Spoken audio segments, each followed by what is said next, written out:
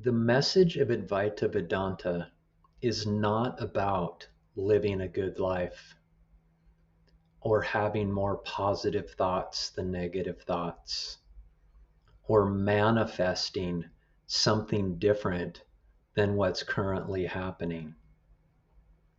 This message is about questioning and investigating into the one that wants to live a good life, that thinks it has a better life if it has more positive thoughts than negative thoughts, and the one that desires something different than what's happening now. And if you're willing to look into the one that wants life to be different than it is now, you will find the truth of yourself. You will find what is known in Advaita as your swarupa, your true nature. And in that true nature is where peace and happiness abide and are experienced. So this message is about eternal peace.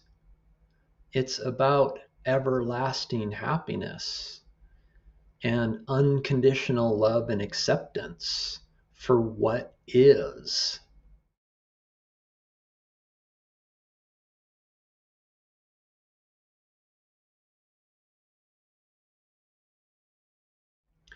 And this is done by investigating who you are not, so to realize who you actually are. And because who you actually are in this message is infinite and eternal, you cannot know that with your finite mind. But we can utilize the finite mind to see who we are not. And it gets actually very simple. What you are not is anything that you know with your mind, which are considered objects. The objects of the manifestation are not who you are. So you know your mind. You are that which knows your mind. So you are not your mind. And you are not anything contained within the mind, such as thoughts, images, and ideas. These are all known by the mind and therefore are not you. Your body is known by your mind and anything that is sensed within your body, such as feelings, emotions, and sensations. These are all objects of the mind. Your mind knows all of these objects. And then anything known with your perception, with your eyes, nose, mouth, hearing, and touch. These are all objects known by the mind. You are none of these things. You are not your mind, your body, or anything sensed in the world. You are that which is aware of these objects.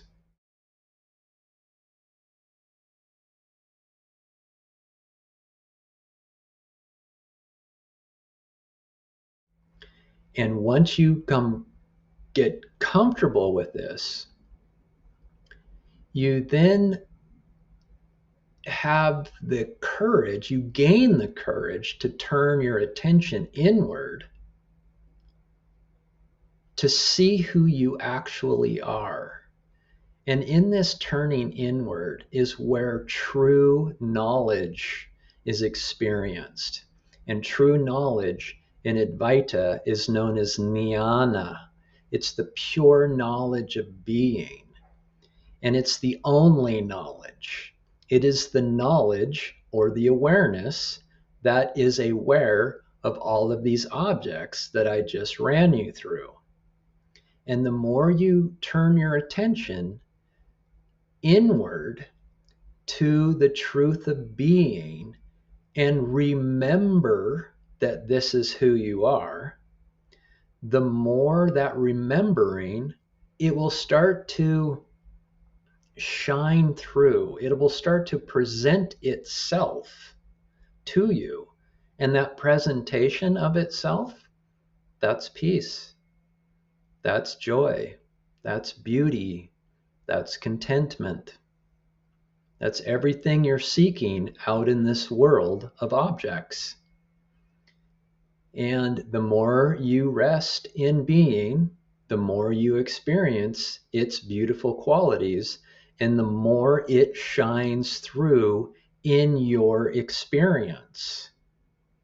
And you will experience these qualities regardless of what is happening in your life. So it's not about having a good life. It's about experiencing peace regardless of what life is doing. A king has a good life, yet he is mentally irritated. He has a sense of lack. He does not live in peace, yet he is surrounded by riches. It is the realized one that experiences permanent peace regardless of what their situation is, or their surrounding, or their bank account.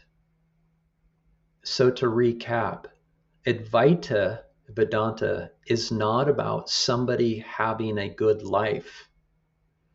It's about questioning and investigating into the one who thinks it has a life to begin with, the one who is lifing. And when you become comfortable enough with what you find there, you turn your attention in through the process known as self-inquiry, and you rest in being.